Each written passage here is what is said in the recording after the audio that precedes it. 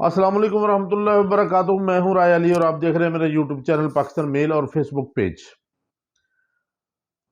ناظرین، آج ایک تو بہت بری خبر ہے۔ جو بری خبر ہے وہ یہ ہے کہ نیپرا نے فی یونٹ 3 روپے 7 پیسے بڑھا دیے ہیں، جو کہ فیول ایڈجسٹمنٹ آپ پہلے بھی دیکھ رہے ہیں کہ آئے دن نیپرا بجلی کے نرخ بڑھا رہی ہے اور مہنگائی کا بوجھ بڑھا رہی ہے، اور وہ فیول ایڈجسٹمنٹ میں ڈالے جاتے ہیں، پچھلے مہینے کے یونٹوں پہ اس کو چارج کیا جاتا ہے۔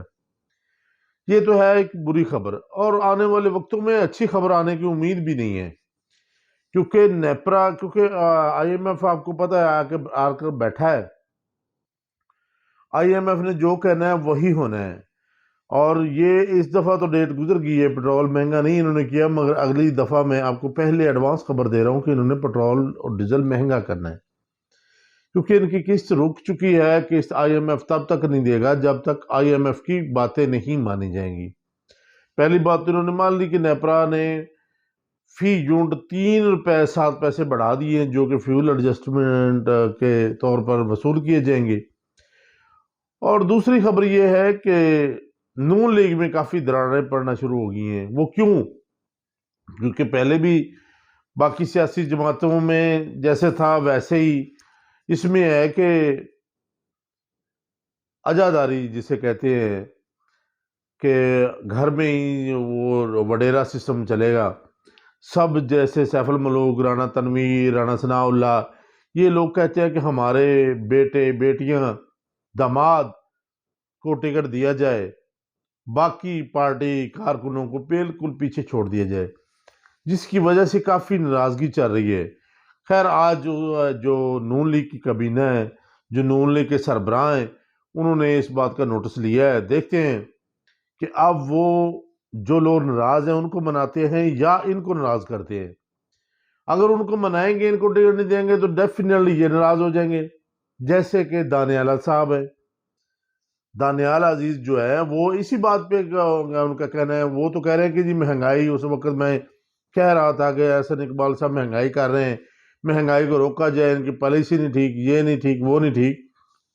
مگر کچھ سننے میں آیا ہے کہ اب وہ ٹکٹ جو ہے احسن اقبال صاحب اپنے بیٹے کو دلوانا چاہتے ہیں، جو دانیال عزیز جس پہ لڑتے تھے۔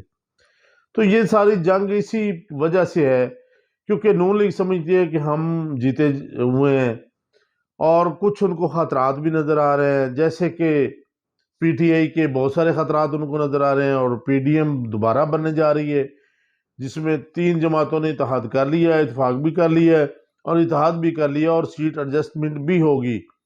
کے پی کے میں مولانا فضل الرحمان کے ساتھ سیٹ ایڈجسٹمنٹ ہوگی، اور کراچی سندھ میں ایم کیو ایم کے ساتھ سیٹ ایڈجسٹمنٹ ہوگی، اور مل کر حکومت بنائیں گے۔ اسی طرح آج عمران خان کا جو فیصلہ تھا، جو ایک پٹیشن خالد محمود نے دائر کی ہوئی تھی، ایڈوکیٹ نے، کہ جی ان کو سربراہی سے ہٹایا جائے، چیئرمینی سے ہٹایا جائے، تو پی ٹی آئی کی طرف سے شعیب شاہین ایڈوکیٹ سپریم کورٹ پیش ہوئے۔ انہوں نے کہا جی اب تو ضرورت ہی نہیں ہے اس کیس کو ختم کر دیا جائے، کیونکہ چیئرمین پی ٹی آئی نے اپنی سیٹ چھوڑ دی ہے، اور انٹرا پارٹی الیکشن ہو چکا ہے، اور دوبارہ نیا چیئرمین آ چکے ہیں، علی گور صاحب، تو اب اس کیس کی کوئی حیثیت نہیں رہتی۔ تو اگر آپ نے اس کو چلانا ہے تو ایک درخواست اور آ رہی ہے، جو کہ بابر صاحب لے کر آ رہے ہیں، جو سابقہ پی ٹی آئی کے رکن تھے، وہ تو اپنے آپ کو بانی بھی کہتے ہیں، وہ لے کر آ رہے ہیں، پھر ان کو ملا کر چلا لیجئے گا۔ تو جو ہے وکیل ہے جنہوں نے پٹیشن دائر کی تھی، خالد محمود صاحب، انہوں نے کہا کہ جی آپ لکھ دیں، فیصلہ لکھ دیں کہ جی اب یہ کسی عہدے میں، پارٹی کے عہدے میں نہیں ہوگا عمران خان۔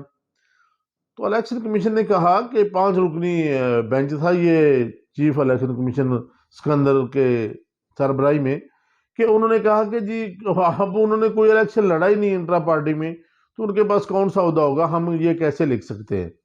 یہ ساری چیزیں دیکھیں گھوم گھما کر وہی آ جاتی ہیں کہ اب سب کو یہ خوف ہے کہ عمران خان اگر باہر آ گیا تو کیا بنے گا۔ عمران خان اگر کوئی بھی چال یہ چلتے ہیں تو عمران خان اس کا جواب ان کو ایسے دیتا ہے کہ یہ پھر بھاگنا شروع کر دیتے ہیں۔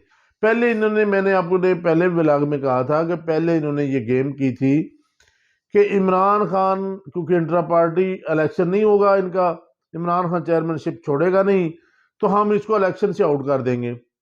اب انہوں نے خود ہی چیئرمین شپ چھوڑ دی، تو انہوں نے پھر اعتراضات اٹھانے شروع کر دیے کہ بھی یہ تو غلط بات ہے، یہ اپنے میں سے کیوں نہیں لایا، یہ کیوں نہیں ہے، تھرڈا بندہ کیوں لے آیا ہے؟ بھائی اس کی مرضی، پارٹی میں سے وہ کسی کو مرضی کھڑا کر سکتا ہے، یہ تو اختیارات آپ نہیں چھین سکتے کیونکہ وہ بانی ہے۔ تو اب یہ جو مہنگائی کا طوفان ہے، جو بجلی کا طوفان ہے، یہ بھی عوام پر گرنے لگا ہے۔ اور الیکشن، ہاں ایک اور خوشخبری ہے جو میں آپ کو بتانے جا رہا ہوں، وہ یہ ہے کہ الیکشن کمیشن کو پیسے مل گئے ہیں، جس کا مطالبہ الیکشن کمیشن کر رہی تھی 17 ارب کا، وہ 17 ارب مل چکا ہے۔ اب ایشو آ گیا سیکیورٹی کا۔ اب الیکشن کمیشن نے آرمی کو بھی لکھا ہے کہ ہمیں سیکیورٹی پرووائڈ کی جائے۔ اب دیکھتے ہیں کہ آرمی کیا اس میں جواب دیتی ہے، کیونکہ جو فنڈ کا ایشو تھا وہ ختم ہو چکا ہے، وہ ان کو جو پیسے چاہیے تھے وہ مل چکے ہیں۔ امید کرتے ہیں کہ الیکشن جو ہے وہ صاف اور شفاف ہوں گے، تو دیکھتے ہیں پارٹی کون سی آگے آتی ہے۔ یہ ابھی تو اسی کوشش میں ہے کہ بلے کا نشان جو ہے وہ ہٹا دیا جائے بیلٹ پیپر سے، مگر ہٹتا ہوا نظر نہیں آ رہا۔